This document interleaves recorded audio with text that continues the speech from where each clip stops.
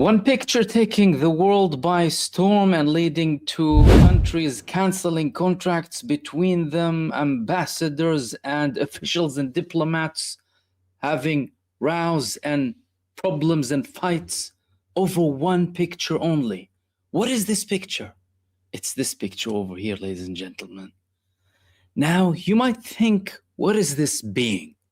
What is this creature? Is it real? Is it fake? Now, let me tell you from now, this is 100% genuine. As a matter of fact, it was taken as the cover of an Italian magazine, L'Espresso, with a statement titled Abuse. And next to it, we can see a Palestinian woman being harassed by this creature, by this thing. Okay, so what's the story behind it? Well, as you may know by now, the Palestinian people face abuse on a day-to-day basis in the West Bank. They get killed, expelled from their homes. They get attacked and harassed daily. They get beaten. They get their houses burned, sometimes when they're inside, houses stolen, properties, everyday abuse, apartheid Israel. But this had a bit of a story behind it, where two Israeli soldiers were actually abusing this woman, mocking her. And there was actually a video about this. Let's have a look at the video.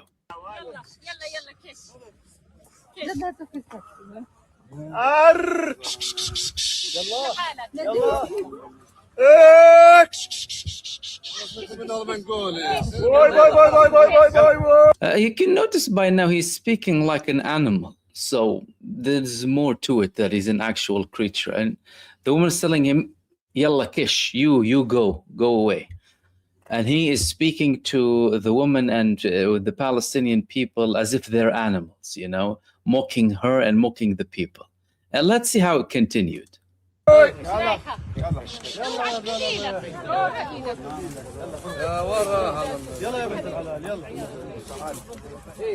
She was warning him here not to touch her, not to put his hand on her. Okay.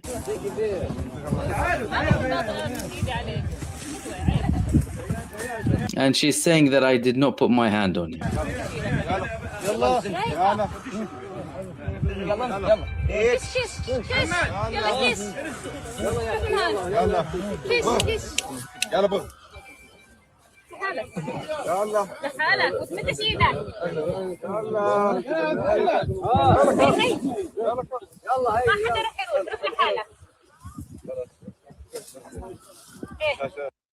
So what we see here is a prime example of Israeli apartheid, where the terrorist thugs of the occupation go to Palestinian lands and they start harassing people, walking in their lands, in their own lands, because they either want to take over these lands or they want to intimidate the people by either going and intimidating them or sending their rabid settlers / squatters in the area to abuse them. And there were journalists, they took photos, it's normal.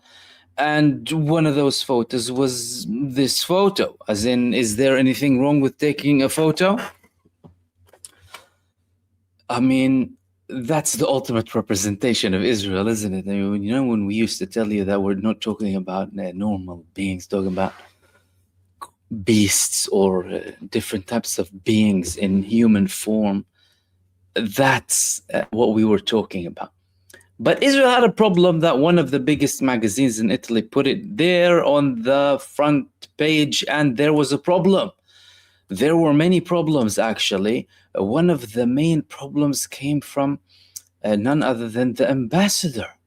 Ambassador Jonathan Peled, he had this post. We strongly condemn the manipulative use of the recent cover of L'Espresso. The image distorts the complex reality with which Israel must coexist, promoting stereotypes and hatred. Responsible journalism must be balanced and fair. And thankfully, some people added context. The image on L'Espresso cover is a real photograph taken by Italian photographer Pietro Masturzo as part of a West Bank settlers reportage. The same man appears in Other photos by AFP's Hazim Badr. Okay, plain and simple. The images are true. Everything is correct. And L'Espresso magazine decided to put it on the front page and say abuse, because he was abusing the people. And that is him also in other shots as well, looking no less handsome than the previous photo. And we can see him here, by the way, with the settlement squatters, thugs who go and abuse people. He's clearly one of them, but he's wearing an IDF uniform. They're the same thing. IDF uniform, no IDF uniform, looking like this, looking like the same. So why was he so upset, the ambassador? Why is it such a big problem? That's your thing in the West Bank, abusing people regularly, treating them like animals, because he believes they are animals, part of their belief system, like how they view everyone who is non-Jewish in their view. Animal, a goy, subhuman, who needs to be subjugated and worship them. That's how they view the rest of the people, the Zionists. But they had a very big problem with this, and then it led to multiple escalations. Okay, what happened after this? After this statement came from the ambassador, all of a sudden we started to hear condemnations, and we started to hear criticism back and forth between Italy and Israel. And we also had a statement coming from the Italian Prime Minister Meloni. Let's listen to what she had to say. Voi non me lo avete chiesto, ma il governo, ad esempio, ha, in considerazione della situazione attuale che stiamo vivendo, ha deciso di sospendere il rinnovo automatico dell'accordo di difesa con Israele. Voi non me lo avete. They suspended the automatic renewal of a defense agreement that they have with Israel. Now you may ask, well, what took you so long, Meloni? Haven't you seen the butchered children in Gaza, the raped men and women in prisons, the over 70,000 killed and wounded, the tens of thousands missing, the rubble in Gaza, the genocide, the infanticide, the barbarism, the deliberate killing, the mocking, the distorting of bodies, the maiming, over 20,000 children killed, tens of thousands maimed. Why now? As in, all of that is legit. Valid criticism, not just against Italy, but against every country that still recognizes Israel, even as a legitimate entity. Clearly, we're seeing an escalation here. Firstly, we have Italy's connection with the Pope criticizing Israel, Trump criticizing the Pope, the Vatican hitting back, people defending him, the Italian Prime Minister defending him too. Now Israel wants to intervene internally. There were reports that were trying to use, the Mossad is trying to use extortion against Meloni directly. She clearly has some sort of a paranoia there too. And she said, I'm not renewing the defense agreement with you over one picture that was genuine and real. And that picture was, again, it's over there. He's looking at her and mocking her and talking to her as if he talks to animals, because he's representing his belief, his faith on the Palestinian population. And the fact of the matter is he has a gun, and his country has way more lethal weapons that they use against the civilian population. Okay, so you'd think, well, Italy is probably having some common sense now, and they're standing up against this insanity. Finally, more countries are daring to rise up. Better late than never. Someone is sad. Who is sad? Netanyahu. Who? Israelis, because they... No. President Trump. I thought she had courage. I was wrong. He's attacking Meloni now. She wants America to do the work for her. And he's having a clash with her about the situation with the Pope and what was described as a blitz and harsh criticism. And he's not having it with the fact that she is doing certain things outside of the scope, whether with the United States or Israel, because we're criticizing the Strait of Hormuz blockade too, or the attempt of it as well. Trump opened the question with a rhetorical question addressed to the Italian public. Do you like the fact that your president, right, he's calling her president, does nothing to get oil? Does the public like that? I can't imagine. I'm shocked by her. I thought she had courage. I was wrong. She's not the same person I knew. The fact that you're president again, well done, Trump, highlight the fact that people think you're losing your every cognitive ability you may have had at any point in your life, and that you're totally losing it.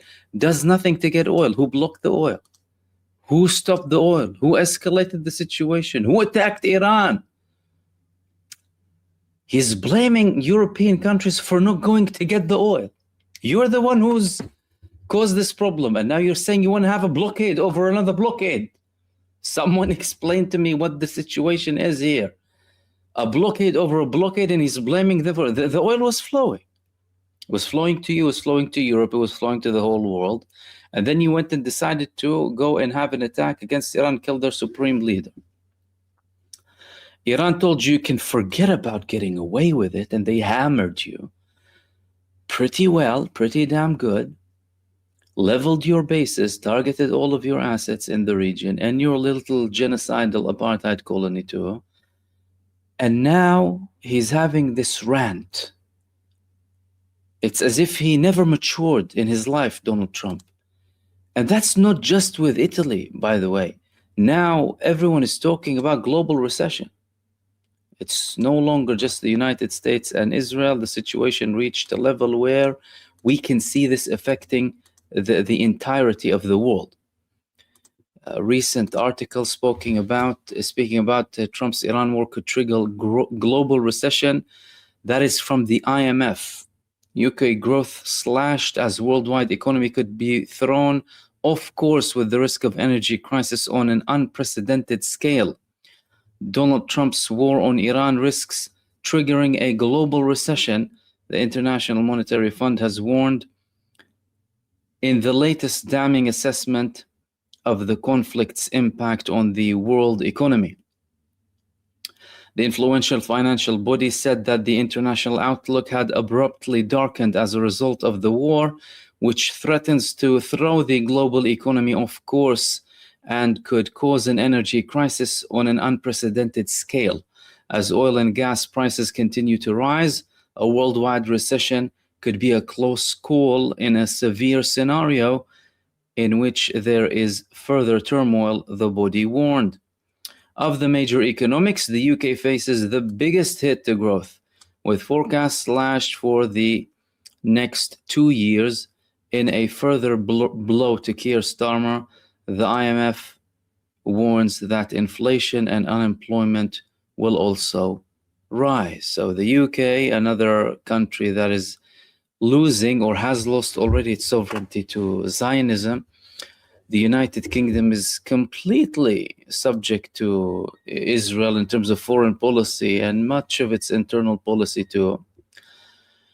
And the people, for some reason, keep voting for the same failed formula, and they get fooled into this engineered propaganda, and they replace the Tories with the Labour and the Labour with the Tories, like in the United States. You know, we'll replace the blue with the red, red with the blue. Oh, another person who fooled us 20 times before, called Nigel Farage, he's claiming to be good again now, so let's vote for him. And they're coming up with all of these polls. So naturally, that's going to happen, financial disaster. Simply because of the policies that we know of the governments, what they actually do, the lengths that they go to serve foreign interests in the form of the United States of America and Israel, if we want to talk about the United Kingdom or other European countries too. And then this complacency from a large chunk of the population who think that they don't need to have a say in anything. They don't need to know, actually, and things will just work out because they usually do. And then they're surprised when they get a higher bill, whether it's gas, water, oil, whatever it is. Oh, where did that come from? But yeah, this person said then he'll fix it for us. He'll fix it for us. Okay. Recipe for disaster. And it's leading to a global financial disaster. All for what? All for Netanyahu, primarily. Because this is where it goes back to Israel. In this case, everything goes back to Israel. They started a genocide after an attack that they knew was about to happen, and then they had a stand-down order. They killed their own people to inflate the numbers of the killed their own prisoners of war as they were going, as they were found anywhere, really. And they've been escalating with every country ever since. Now they let Donald Trump to go and attack against Iran, and they're saying that the war isn't over yet, the job is not done yet, we have more to do, and the whole world is suffering because of them. I mean, what else does it take for people to actually realize how much damage this country is doing to the entirety of the global population? How much does it take for them to harm, kill, financial harm, political harm, societal harm, spewing hatred? The media is intoxicated with their disgusting, despicable commentators and Zionist mouthpieces and shills who get paid by them to spread division and hatred between communities and societies and deflect from their inner disgust, from their despicable acts, from their genocide, from their wars, from their warmongering, from the fact that they're capitalizing on the people, from the fact that they have been doing this for such a long time and they still are. How long is the world going to tolerate this for? Up until there's a global depression, not even a recession? Will they then wake up, or will it be sold as something else? Truth of the matter is the situation remains as it was when it comes to Israel. So long as Zionism and Zionist apartheid exists and it infiltrates many of the governments globally, we will continue to have this problem, whether when it comes to escalating wars or global depressions and recessions. Right now, misinformation spreads faster than facts, especially on the most sensitive global stories. NVP uses uncensored AI analysis to verify the most controversial topics and separate signal from propaganda in real time. Instead of guessing who to trust, you can see structured verification and analysis behind every major issue.